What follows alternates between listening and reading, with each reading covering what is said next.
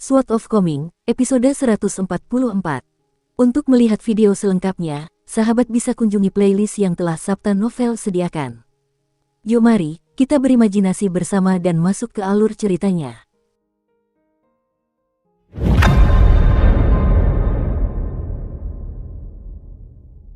Di Autumn Ritin, dekat sumur tua yang terletak di dekat pavilion. Seorang anak laki-laki bersandal jerami duduk diam sendirian. Seolah-olah ia sedang menunggu seseorang. Di dekat kamar, bocah lelaki Li Huai sudah tertidur lelap. Lampu minyak di atas meja sudah padam. Saat itu, Chen Pingan telah menyimpan beberapa peta. Beberapa di antaranya menampilkan negara bagian dan prefektur di selatan Kekaisaran Li Agung, sementara yang lain menampilkan wilayah negara Sui Agung. Semua peta ini merupakan hadiah dari Ruan Xiu. Setelah meletakkan kembali peta-peta itu ke dalam keranjangnya, Chen Pingan duduk di samping meja dan mulai memikirkan masalah yang sama lagi. Jelas tidak ada alasan untuk mencurigai Ruan Xiu. Namun, Cui Chan dan Wu Yuan, hakim daerah, pernah bersama-sama mengunjungi bengkel pandai besi itu sebelumnya. Dan menurut pernyataan santai Ruan Xiu, peta-peta ini diberikan kepadanya dengan murah hati oleh kantor hakim daerah. Chen Pingan dan anak-anaknya telah melakukan perjalanan ke selatan dan bertemu dengan sekelompok orang di luar Yefu Pass. Setelah memutuskan untuk bepergian bersama, pengalaman mereka di Yellow Court Nation terasa sangat aneh. Akhirnya, Chen Pingan kembali berjalan menuju pavilion, lalu duduk di sumur tua menunggu Cui Chan. Istana air agung dipenuhi aura kesuraman dan kesengsaraan. Darah membasahi lantai seluruh aula. Yang awalnya merupakan aula riuh yang dipenuhi musik dan tarian, kini berubah menjadi aula yang kontras sekali. Mengenakan pakaian putih, Cui Chan tetap duduk di kursi giok putih yang tinggi, pikirannya mengembara ke suatu tempat yang jauh. Sementara itu, Dewa Sungai Agung berdiri di hadapannya di aula dan menggunakan kemampuan mistis elemen airnya untuk membersihkan noda darah dan bau darah dari tubuhnya. Para pelayan cantik di Istana Air Agung semuanya telah disingkirkan oleh Dewa Sungai Agung, terlepas dari apakah mereka hantu air atau manusia hidup. Seorang penguasa yang ceroboh dalam berbicara akan kehilangan pejabat, sementara rahasia yang diungkapkan secara ceroboh akan menyebabkan kematian. Sebagai Dewa Sungai Agung yang perkasa yang mengawasi 18 sungai di utara negara Yellow Court dan menempanya menjadi kekuatan terpadu, ia tentu saja sangat menyadari prinsip ini. Dari dua bawahannya yang paling terpercaya, kepala strategi berjubah Konfusianisme tidak minum maupun makan daging. Sebaliknya, ia duduk tegak seperti bodhisattva tanah liat yang tak bernyawa. Sementara itu, kodok buncit itu tampak lesu dan patuh duduk di tempatnya. Ia tampak seperti telah membatu oleh peristiwa berdarah hari ini. Di dekatnya, Tang Jiang tetap duduk dengan tenang di tempatnya semula. Bahkan, mata-mata dari pavilion bambu hijau Kekaisaran Li Agung itu memegang sepasang sumpit di satu tangan dan segelas anggur di tangan lainnya, menikmati hidangan lezat yang perlahan mendingin. Sudah berapa tahun sejak terakhir kali dia merasa begitu puas dan gembira? Jika Tang Jiang membungkuk dan berbicara dengan penuh hormat selama beberapa tahun lagi, mungkin ia akan benar-benar terbiasa bekerja sebagai antek rendahan bagi orang lain. Pada saat itu, mungkin ia akan lupa bagaimana berdiri tegak dan menikmati martabat orang biasa, bahkan jika kuku besi kuda perang Kekaisaran Li Agung menghancurkan tanah negara Pengadilan Kuning. Kultivator yang membelot dari Sekte Pesona Roh belum terbunuh. Namun, ia sudah basah kuyup oleh keringat. Selain dia, ada dua jiwa lain yang sangat beruntung yang tidak terbunuh. Mereka tak lain adalah dua pendekar pedang muda yang berasal dari latar belakang yang sama sekali berbeda. Saat itu, Cui Chan memberi mereka kesempatan untuk menghindari kematian. Ada dua binatang buas di aula yang dibawa oleh kultivator dari Sekte Pesona Roh. Jika kedua pendekar pedang yang belum mencapai 5 tingkat tengah itu dapat membunuh satu binatang buas masing-masing hanya dengan pedang terbang mereka yang terikat, maka Cui Chan akan mengizinkan mereka menjadi tamu terhormat sejati di Istana Air Agung ini. Bahkan, Cui Chan setuju bahwa mereka bisa menyebut Dewa Sungai Agung Sungai Makanan Dingin sebagai saudara mereka. Kehormatan sebesar itu niscaya akan meningkatkan status kedua pendekar pedang itu. Mereka akan segera menjadi incaran di wilayah utara negara Istana Kuning. Hal ini terutama berlaku bagi pemurni Ki dari kuil naga pengintai. Ia hanyalah murid kesayangan guru kuil, tetapi mulai hari ini, kemungkinan besar ia akan menjadi kandidat terdepan untuk menjadi guru kuil berikutnya. Tidak hanya itu, tak seorang pun akan berani menantangnya. Kedua pendekar pedang itu berada di puncak tingkat ketiga, dan kekuatan pedang terbang mereka yang terikat masih sangat rapuh dan tak tertahankan. Oleh karena itu, pertarungan mereka dengan kedua monster itu sangat intens dan berbahaya. Meskipun akhirnya mereka berhasil, kemenangan mereka hanya bisa dianggap sebagai kemenangan yang sia-sia. Keduanya menderita luka parah. Untungnya, pedang terbang mereka yang terikat tidak rusak terlalu parah. Cui Chan masih melamun, namun tak seorang pun berani mengganggunya. Akan tetapi, mereka tentu tidak bisa duduk di sana dan menunggu selamanya. Akhirnya, sang Dewa Sungai Agung berbaju biru hanya bisa berseru dengan suara lembut, yang abadi sempurna. Cui Chan tersadar dan menyapukan pandangannya ke seluruh aula. Ia kemudian menoleh ke arah kedua pendekar pedang itu dan berkata, "Karena kalian berdua menang, ini menunjukkan bahwa kalian berhak untuk melanjutkan jalan Dao Agung ini. Kalian berdua boleh pergi dan mengobati luka kalian terlebih dahulu. Istana Air Agung akan menyediakan pil-pil terbaik untuk kalian, dan mereka juga akan menyediakan semua bahan yang kalian butuhkan untuk menyempurnakan pedang kalian. Pendekar pedang tak bertuan itu, kau bisa tinggal di Istana Air Agung di masa depan dan menikmati posisi anggota kehormatan berpangkat rendah. Sedangkan untuk pendekar pedang dari kuil naga pengintai, beritahu tuanmu yang serakah dan cabul itu bahwa kedua tingkat pemerintahan, dari prefektur hingga negara bagian, akan membantu mengangkat kuil naga pengintai dari kuil menjadi istana. Istana Air Agung dan beberapa tetua kabinet dari Istana Kekaisaran juga akan memberikan bantuan. Katakan padanya untuk menunggu kabar baik." Kedua pendekar pedang itu sangat gembira, dan mereka berdua mengucapkan terima kasih yang sebesar-besarnya kepada Cui Chan sebelum berpamitan. Cui Chan menoleh ke Tang Jiang dan berkata, "Tidak perlu bermegah-megah setelah kembali. Teruslah bersembunyi bersama mata-mata lainnya." Tang Jiang segera berdiri untuk menerima perintah ini. Dia baru saja hendak pergi, namun dia mendengar Cui Chan membentak, "Tidakkah kau mengerti konsep menjangkau untuk menuntun domba? Apakah kau tidak akan membawa sisa anggur di atas meja bersamamu?" Tang Jiang sedikit ragu-ragu. "Anggap saja ini sebagai utang kekaisaran Li Agung padamu. Rugi kau kalau tak mengambilnya," kata Cui Chan dengan tak sabar. Cahaya aneh tiba-tiba muncul di wajah Tang Jiang yang sama sekali tidak biasa. Ia menangkupkan tinjunya dan berbalik sebelum melangkah keluar dari aula. Setelah berjalan keluar, dengan punggung menghadap semua orang, ia mengangkat tangannya ke atas salah satu bahu dan menangkupkan tinjunya ke arah Cui Chan sekali lagi. Ia tidak berani berbalik, dan kedua matanya merah saat ia menatap ke kejauhan. "Tuanku, Kekaisaran Li Agung tidak pernah berutang apapun kepada Tang Jiang. Bahkan jika aku hanya bisa menyaksikan Kekaisaran Li Agung berkembang dan bangkit dari negeri yang jauh. Haha, perasaan ini, bukankah rasanya puluhan ribu kali lebih nikmat daripada rasa anggur itu? Hah, kemampuanmu menyanjung orang lain memang terlatih dan hebat. Tapi, sayang sekali aku kebal terhadap ini. Baiklah, pergilah sekarang," tegur Cui Chan sambil terkekeh. Di luar aula, mata-mata dari Kekaisaran Li Agung yang sudah tak muda lagi tertawa terbahak-bahak saat melangkah di tanah asing. Langkahnya ringan dan riang. Melihat aula kosong itu, Cui Chan tiba-tiba mengungkapkan, "Nama keluargaku Cui. Aku dari ibu kota Kekaisaran Li Agung." Pria gemuk yang identitas aslinya adalah katak yang memblokade sungai itu benar-benar bingung. Dewa Sungai Agung itu sedikit bingung. Sementara itu, ahli strategi entitas Yin bergegas berdiri dan membungkuk dengan hormat, sambil berkata, "Hormat saya kepada guru kekaisaran." Dewa Sungai Agung itu tertegun. Setelah beberapa saat, ia menerima kenyataan itu dengan sepenuh hati dan berkata, "Jadi, guru Kekaisaran Li Agunglah yang secara pribadi mengunjungi rumahku yang sederhana." Katak yang lamban itu kembali bersujud di lantai. Ia terus membenturkan kepalanya ke lantai dan bersujud, dan ia tampak setulus mungkin. "Apakah Gubernur Prefektur Wei punya latar belakang tersembunyi? Akankah dia menjadi penghalang potensial bagi kita di masa depan?" tanya Cui Chan. Dewa Sungai Agung itu menggelengkan kepala dan menjawab, "Wei Li lahir dari keluarga miskin di selatan negara Istana Kuning. Dia juga tidak memiliki pendukung kuat di kalangan pejabat, kalau tidak, dia tidak perlu tunduk padaku di prefektur ini. Saat ini, dia tidak punya pilihan selain mengkhianati jiwanya sebagai seorang cendekiawan untuk menyanjung Istana Air Agung." Cui Chan menyandarkan pipinya pada satu tangan dan menggunakan tangan lainnya untuk mengetuk sandaran tangan kursi giok putih. Ketika menaklukkan negara-negara utara sebelumnya, Kekaisaran Li Agung berfokus untuk mengalahkan mereka dan menghancurkan mereka seperti bambu yang terbelah. Mereka yang menolak menyerah akan dibunuh tanpa ampun. Song Changjing tidak asing dengan pembantaian kota-kota dan penggalian kuburan massal untuk puluhan ribu orang.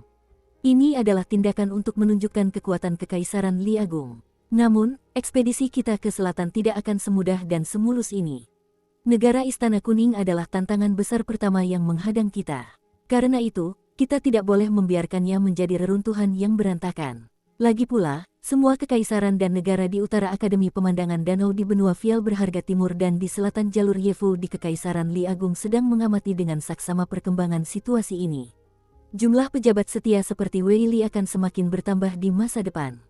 Yang terpenting, kita perlu menentukan apakah orang-orang seperti Wei Li akan menjadi mayoritas pejabat kekaisaran, atau apakah orang-orang seperti pejabat negara itu yang menjadi mayoritas.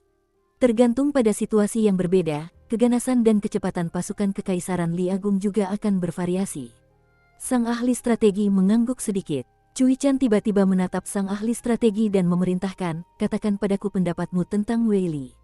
Sang ahli strategi tersenyum dan menjawab, Wei Li memang cerdas, tapi dia juga tidak cukup cerdas. Jika dia cukup cerdas, dia tidak akan berusaha menenangkan kedua belah pihak saat keributan itu terjadi. Dia tidak akan berusaha menenangkan hati nuraninya sendiri sambil tetap menjaga hubungan baik dengan pihak lain. Hasil yang menguntungkan seperti itu tidak ada di dunia. Setidaknya, tidak ada di wilayah yang dikuasai Istana Air Agung. Dia menunjuk pengkhianat yang gemetar dari Sekte Pesona Roh dan berkata, setelah mengancam dan menyuap orang ini sedikit. Cui Chan menyela penjaga sungai yang ahli strategi dan berkata sambil tersenyum, sedikit. Kau mengatakannya dengan santai, tapi setiap orang bereaksi berbeda terhadap situasi tertentu. Tidak semua orang setia pada negaranya seperti dirimu, Sui Bin, dan tidak semua orang rela dengan tegas memilih mati demi kebenaran. Kau bukan hanya memilih mati untuk dirimu sendiri, tapi kau bahkan menyeret seluruh keluargamu bersamamu. Sang ahli strategi tidak terpengaruh, dan dia menangkupkan tinjunya sebelum menjawab, Anda menyanjung saya, Guru Kekaisaran. Cui Chan melambaikan tangan dan memberi isyarat agar Sui Bin melanjutkan. Sebagai rumah bagi Istana Air Agung, banyak hal telah terjadi di prefektur ini selama beberapa ratus tahun terakhir. Misalnya, kami diam-diam membobol tanggul, yang menyebabkan beberapa prefektur mengalami banjir dan kekeringan, dan sebagainya. Bukan hanya gubernur prefektur Wei yang menyadari hal ini, tetapi bahkan para gubernur dan pengawas sebelumnya pun kemungkinan besar curiga bahwa ada sesuatu yang terjadi, lanjut Sui Bin. Namun, mereka tidak pernah berhasil mengumpulkan bukti kuat, dan mereka juga khawatir akan kekuatan Dewa Sungai Agung. Karena itu, mereka menyembunyikan masalah ini dan membiarkan kami hidup berdampingan dengan damai selama ini. Ngomong-ngomong soal ruang arsip pemerintah prefektur, ruang itu telah mengalami banyak banjir dan kebakaran selama bertahun-tahun. Mengenai hal-hal yang tercatat dalam dokumen-dokumen yang hilang ini, semuanya adalah hal-hal yang ingin dirahasiakan oleh Istana Air Agung dari publik. Kami tidak takut akan pengepungan pemerintah, dan kami hanya tidak ingin reputasi kami tercoreng. Setelah menjelaskan hal ini, Sui Bin menoleh ke arah Dewa Sungai Agung dan berkata sambil tersenyum tipis, Tuan adalah orang yang peduli dengan reputasinya. Dewa Sungai Agung itu terkekeh kesal dan berkata, Sui Bin, apa kau benar-benar akan mengorek-orek luka penyelamatmu seperti ini? Kalau bukan karena aku yang mengumpulkan jiwamu yang rusak yang hanyut menyeberangi sungai dan menempat tubuhmu kembali saat itu, kau pasti sudah mengalami reinkarnasi entah berapa kali. Sui Bin tersenyum dan berpura-pura memohon ampun. Ia ternyata tidak takut dengan kekuatan dahsyat sang Dewa Sungai. Wajah sang ahli strategi tampak pucat pasi, dan ia membungkuk di depan Cui Chan untuk mengambil segelas anggur. Setelah menyesapnya, ia melanjutkan, Wei Li itu ambisius sekaligus berbakat, dan ia mengandalkan kemampuannya sendiri untuk mencapai level gubernur prefektur. Namun, ia tetap rela menundukkan kepala dan menanggung banyak hal. Jika seseorang seperti dia lepas dari kendali kita dan dipromosikan ke posisi menteri di ibu kota di masa depan, terutama di Kementerian Ritus yang sangat dipercaya oleh Kaisar Negara Istana Kuning, lalu dikombinasikan dengan keluhan-keluhannya dari peran-peran sebelumnya di daerah setempat, bukankah kita akan takut ia akan mengumpulkan tekadnya dan mengarahkan pedangnya ke Istana Air Agung saat itu? Dengan mengingat hal ini, aku memberitahu Dewa Sungai Agung bahwa kita memang bisa menggunakan pejabat seperti ini. Namun, jika mereka masih memiliki rasa keadilan dalam pikiran mereka, maka kita jelas tidak bisa mempercayakan tanggung jawab besar apapun kepada mereka. Cui Chan melirik Sui Bin sekilas. Kritik yang begitu tajam terhadap motif tersembunyinya. Jika kau memilih untuk berkultivasi alih-alih menjadi pejabat, mungkin kau akan memiliki kesempatan untuk mencapai tingkat ke-10. Sayang sekali kita tidak bisa kembali ke masa lalu, kata penjaga sungai Sui Bin sambil tersenyum santai. Cui Chan berdiri dan menggoyangkan lengan bajunya, menyebabkan setengah batang dupa meluncur keluar. Semua orang di aula bingung. Apa yang sedang dimainkan oleh guru kekaisaran muda dari Kekaisaran Li Agung ini? Dukung terus channel YouTube Sabta Novel. Cui Chan meletakkan dupa yang setengah terbakar itu ke udara dan membiarkannya melayang di sana. Ia lalu menjentikkan jarinya. Dupa itu menyala, mengirimkan gumpalan asap ke sekeliling. Kepulan asap ini tidak menghilang di udara, tetapi malah menggantung di sana dan perlahan menyatu menjadi sosok ramping seorang wanita muda. Ekspresi Sui Bin berubah drastis, dan ia akhirnya tak mampu lagi mempertahankan ketenangannya. Bagaimana mungkin? Serunya. Dewa Sungai Agung itu menyipitkan mata dan melirik sekilas ke arah ahli strategi kepercayaannya.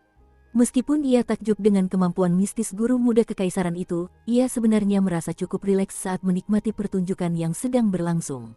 Sosok wanita muda itu perlahan stabil, dan penampilannya pun semakin jelas. Ketika akhirnya ia melayang turun dan mendarat di aula, jelaslah bahwa ia adalah wanita yang dihormati di kuil gadis biru langit di Gunung Horizontal. Ia pernah bermain go dengan Lin Souyi, dan Cui Chan juga memerintahkan Yulu untuk mempersembahkan sebatang dupa kepadanya. Harus disadari bahwa bahkan Pak Tua yang dari kota kecil itu dengan tulus memuji guru muda kekaisaran itu sebagai seseorang yang ahli dalam seni manipulasi jiwa. Dengan demikian, jelaslah bahwa Cui Chan telah menggunakan semacam teknik rahasia yang unik untuk mencuri wanita muda itu dari kuil. Secara umum, mustahil bagi dewa-dewa dari kuil ilegal untuk bebas meninggalkan wilayah mereka, terutama bagi dewa-dewa tingkat rendah dengan basis kultivasi yang dangkal. Sang ahli strategi yang semasa hidupnya bernama Sui Bin meledak marah ketika melihat perempuan muda itu. Wajahnya semakin muram, dan jarinya gemetar tak terkendali saat menunjuk perempuan muda itu. Ekspresinya yang awalnya tenang berubah menjadi masam saat ia meludah, bajingan tak tahu malu. Kau masih punya muka untuk meninggalkan Gunung Horizontal. Apa kau lupa sumpahmu? Dasar celaka. Tidak setia pada negara dan tidak berbakti kepada orang tuamu. Kau bajingan yang telah mengkhianati segalanya. Wanita muda itu panik dan ketakutan ketika melihat sang ahli strategi, dan dia berkata dengan suara takut-takut, "Ayah." Namun, ia merasa sangat malu setelah mengucapkan hal itu, lalu menutupi wajahnya dan mulai terisak. Ia tampak menyedihkan dan tak berdaya. Cui Chan menyilangkan kakinya dan bertanya dengan nada geli, "Apakah kamu terkejut?" Ia lalu menatap Dewa Sungai Agung itu dan berkata sambil terkekeh, "Aku pernah membaca catatan bangsa Su sebelumnya, dan salah satu kisah aneh dan menarik yang tercatat di dalamnya adalah tentang kuil gadis biru langit di Gunung Horizontal. Menurut cerita, seorang pejabat tinggi dari kekaisaran yang telah digulingkan bunuh diri demi bangsanya di samping pohon cemara tua di Gunung Horizontal. Namun, keluarganya tidak rela mati bersamanya, jadi mereka semua mengungsi ke tempat lain. Hanya putri bungsunya yang menggorok lehernya dan bunuh diri bersamanya. Darahnya menyembur ke pohon cemara kuno, dan ini memungkinkan jiwanya berdiam di sana. Pada akhirnya, ia menjadi gadis biru langit dari Gunung Horizontal. Sungguh kisah yang sangat mengharukan." Dewa Sungai Agung itu duduk di kursi kosong dan terkekeh, ini hanyalah mitos belaka. Kenyataannya, situasinya justru sebaliknya. Ketika Sui Bin memutuskan untuk menyerah melarikan diri di kuil kecil dan bunuh diri bersama asisten menteri negara mereka yang hancur untuk menunjukkan kesetiaannya, sebagian besar kerabat perempuannya memilih untuk gantung diri dan bunuh diri. Yang lainnya juga berlari menabrak tembok atau menelan emas untuk bunuh diri. Faktanya, hanya putri bungsunya yang tidak rela mati. Ia berlari keluar dari kuil kecil itu, namun Sui Bin berhasil menyusul dan membunuhnya dengan pedangnya di bawah pohon cemara kuno. Ia berubah menjadi roh yang pendendam, namun sedikit kesadarannya tetap utuh. Ia juga relatif baik hati setelah kematiannya, dan ia memberikan keteduhan sekaligus perlindungan bagi banyak manusia yang lewat. Karena itulah ia mendapatkan reputasi yang baik dalam catatan bangsa Su. Dewa Sungai Agung itu menyesap anggur dan melanjutkan, "Setelah itu, ayahnya menjadi bawahanku dan akhirnya menjadi penjaga sungai di dekat Gunung Horizontal berkat rekomendasiku." Mungkin Sui Bin merasa bersalah, atau mungkin karena alasan lain, tetapi ia diam-diam meminta seseorang untuk membuat patung tanah liat berlapis emas untuk arwah pendendam yang sudah hampir ajalnya setelah diterpa angin dan terik matahari. Berkat inilah putrinya dapat bertahan hidup. Cui Chan mendecak lidahnya karena heran.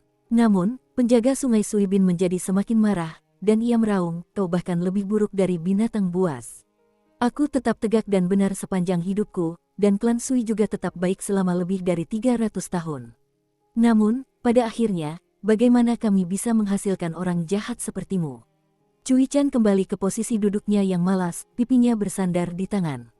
Sambil menyaksikan adegan-adegan memilukan antara ayah dan anak perempuan yang terasing itu, ia tiba-tiba berkata, "Sui Bin, sudah cukup." Dalam amarahnya, Sui Bin tak peduli apakah anak muda itu seorang guru kerajaan atau bukan. "Aku hanya mendisiplinkan putriku, apa ada yang salah dengan ini?" balasnya ketus. Tapi aku merasa kau sudah bertindak terlalu jauh, jawab Cui Chan dengan tenang. Apakah ini alasan yang cukup baik untukmu? Sui Bin, jangan kurang ajar. Kalau berani ngomong lagi, gigimu akan kucabut semua. Malam ini adalah pertama kalinya sang Dewa Sungai Agung secara aktif memohon ampun bagi bawahannya. Ia kembali berdiri dan menundukkan kepala kepada Cui Chan sebelum memohon, tolong jangan pedulikan dia, guru kekaisaran yang terhormat. Cui Chan melompat dari kursi giok putih dan dengan malas meregangkan punggungnya. Baiklah, aku pergi sekarang. Kalau tidak, seseorang pasti akan curiga padaku. Ia berjalan mengitari meja besar itu dan menuruni tangga. Sambil memegangi lengan bajunya, ia terkekeh dan berkata kepada perempuan muda yang sedari tadi tak berani mengangkat kepalanya, jangan dengarkan omong kosong ayahmu. Gadis muda dan lembut sepertimu seharusnya belajar alat musik, kaligrafi, dan melukis di usiamu. Saat jantungmu berdebar, sebaiknya kau bersembunyi di kamar dan diam-diam melamun tentang gebetanmu. Begitulah seharusnya kau menjalani hidup, mengenai gunung yang runtuh dan sungai yang terputus, pertempuran berdarah dan negara yang hancur. Ini semua karena orang-orang seperti ayahmu yang tidak kompeten dan tidak berguna. Namun, Sui Bin masih cukup tak tahu malu untuk menyeretmu ke dalam kubur bersamanya. Apa yang membuatmu malu? Ayahmulah yang seharusnya malu karena gantung diri. Yakinlah, Dewa Sungai yang Agung pasti akan melindungimu di masa depan. Jika ayahmu berani memarahimu, suruh saja Dewa Sungai yang Agung menamparnya. Sui Bin benar-benar tercengang. Dewa Sungai Agung itu dapat merasakan sakit kepala mulai muncul. Perempuan muda itu memberanikan diri dan mengangkat kepalanya sejenak untuk melirik ayahnya. Namun, ia segera menundukkan kepalanya lagi dan terisak pelan, ayah, putrimulah yang tidak berbakti.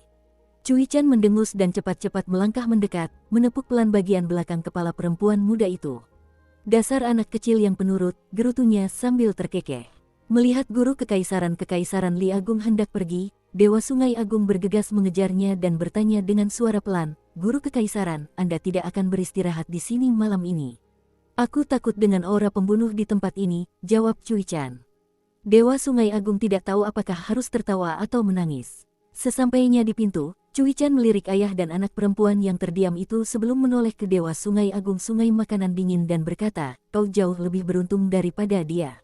Ayahmu tidak terlalu keras kepala dan cerewet. Dewa Sungai Agung itu menjadi lebih patuh dari sebelumnya, dan dia bertanya, apakah Anda sudah pernah bertemu ayah saya sebelumnya, guru kekaisaran yang terhormat?